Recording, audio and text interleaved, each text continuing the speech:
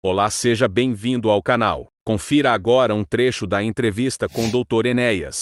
Foi taxado como louco nos anos 80, 90 e hoje taxado como um sábio. Nós temos aí concorrendo o maior líder da história do Brasil, que é o Lula, e um brilhante intelectual de nível internacional, que é o Fernando Henrique. Muito bem. O Isso senhor me desmente obriga, o que o senhor disse. o senhor me obriga a caracterizar de modo pessoal, que eu não gosto de fazer, mas quando o senhor diz líder, perdoe-me, se o Partido dos Trabalhadores tem uma estrutura de pensamento tão forte, por que na sua linha de frente, para o cargo máximo da nação, ele apresenta uma pessoa, não tenho nada em particular contra esse senhor, mas que é uma pessoa sem preparo? Como sem preparo? Um O por preparo favor. só se adquire na academia? Exatamente. É, Esse chegaremos o lá. conceito de preparo Isso não faz se limita sentido. aos sábios. Não, preparo. Bom, eu nunca disse que era sábio, senhor. Não digo isso. Eu sou um estudioso de ciência. Veja bem, quando eu digo sem preparo, vamos ser claros, todos nós. Existe uma mística que é criada no sentido de proteger o cidadão A, cidadão B. Por favor, o que é preparo? Preparo adquire-se de modo formal nas escolas. Eu não consigo aceitar, e por isso eu me sinto muito... Um minutinho. Senão, deixa eu terminar a expressão. Claro, o senhor fica à tem todo o vontade. direito Claro, de redarguir. claro, à vontade. Se as escolas não servem para nada, para que elas foram criadas? Não, quem disse que não serve? Só um minutinho. Então, se o curso primário, o antigo... As escolas brasileiras hoje servem muito pouco. Bem, eu não fiz a escola atual, senhor. Eu fiz há 50 anos atrás. Sim, mas o senhor concorda que hoje ela serve muito pouco, né? Elas servem pouco, mas é melhor a escola do que a não escola. Permita-me só terminar o pensamento aqui. Se eu não consigo entender que se lance a candidatura da República, não consigo entender, e que haja um aplauso de um grupo, né, a uma pessoa que nunca estudou, que se exprime com muita dificuldade, em linguagem falada ou escrita, e que, perdoe-me, fala do que ouve. Eu não conheço nesse senhor, né, candidato do PT, nada que nesse período todo de 79 me tenha impressionado no que concerne alguma análise profunda de questões sérias. Eu nunca vi isso. Eu não sei como uma pessoa que nunca foi educada e nunca educou ninguém pode falar de educação, eu não entendo. Agora, se o senhor diz que eu estou ofendendo, eu não estou ofendendo, fazendo um diagnóstico Você está preciso. mostrando um preconceito absurdo. Não é preconceito. Veja o senhor, para dirigir um avião, exige-se um curso, um Claro, treinamento. não há nenhuma dúvida. Para dirigir uma escola, exige que a pessoa tenha um diploma. Para ser presidente da República, não se exige nada. Exige que seja um Mas, cidadão como é que o que presidente tenha legitimidade no seu poder, que tenha o apoio da sociedade. E essas são as Desde que esse exigências. apoio seja manifesto, não dessa forma que é. Como dessa Metade da população se diz insatisfeita, 56% são as estatísticas. Agora, o senhor expõe em todos os programas, nas primeiras páginas de jornais, todos os dias, desde 1979, Espera um instantinho, as mesmas pessoas, os senhores, e tem as suas razões para isso, os senhores têm todo direito de ter seus candidatos. Não, Não, é natural. Por favor. É natural. Por Em favor. 89, Não um minutinho. é essa a questão. É, sim, senhor. Não, Porque senhor, como minutinho. meus candidatos, nossos candidatos. Em não é 19... isso. Não, os senhores me chamaram porque a lei assim o exige hoje. Em 1989, eu era a mesma pessoa, tão preparada quanto sou hoje. Os mesmos diplomas que tenho hoje. Nunca houve um órgão de comunicação, nunca não. O senhor Jô Soares me chamou, me deu essa oportunidade. Mas ninguém se interessava, era uma pilhéria. Eu era um motivo de jocosidade, era uma figura para os senhores histriônica. Estou falando em geral. Pode até haver no conjunto de senhores alguém que admita, que aprecie o que eu digo. Agora, então, se há o preconceito, não é meu. O que é que deveria fazer a imprensa quando vê um médico que trabalhou a vida inteira, que ensinou a vida inteira, que formou jovens, que nunca chegou atrasado ao seu curso, que deu exemplo de cidadania formando pessoas, que se dedicou sempre ao trabalho e não fazendo greves, estudando e trabalhando?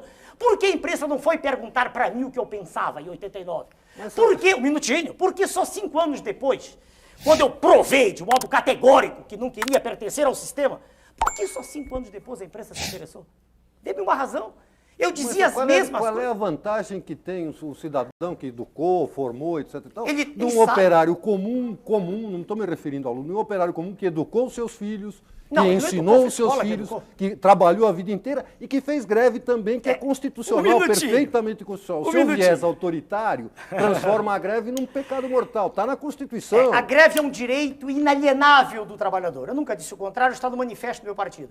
Isto é uma coisa. Outra coisa é viver disso. É fazer disso profissão de fé. Outra coisa é não ter feito nada além disso na vida, como aliás o jornal do senhor escreve sobre mim, não sei quem, não me lembro, que eu não gravo o nome dos senhores, que diz que a biografia do senhor candidato PT é melhor que a minha. Mostre-me o currículo do candidato PT. Mostre-me o que ele fez ao longo da vida do senhor. Por favor. O senhor eu estou obrigado a dizer. Enéas, Pois não. o senhor está sugerindo que para a presidência Da República.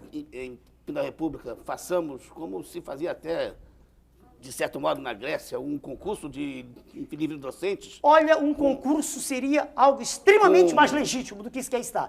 A lei eleitoral foi feita assim agora, dizer que é muito boa. Ela é melhor do que a anterior, mas ela foi feita assim, veja o senhor. Ela dá a um candidato 7 minutos de exposição, apesar de estar todos os dias nos jornais. Dá outros 5, 6. Eu terei 1 minuto para expor. Eu lhe garanto uma coisa, e digo para o senhor e para todos que ouvem.